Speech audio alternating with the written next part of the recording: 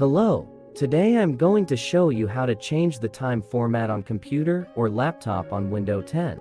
As you can see, the time on my laptop now, it's 13:59 p.m. and it run around from 1 to 24 o'clock.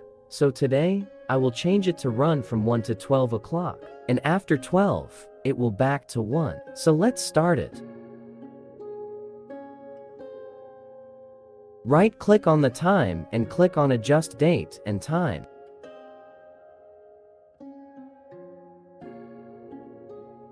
Or another way, you can go to search bar and search for time setting.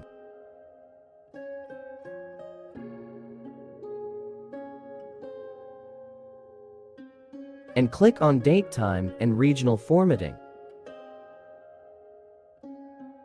Then click on Change Data Formats.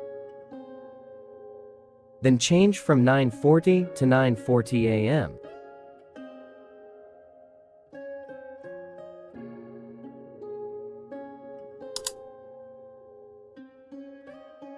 Then you will see your time format has been changed. But in case your computer or your laptop haven't applied change, then go to restart your computer, and after you restart your laptop or your computer, then it will change automatically.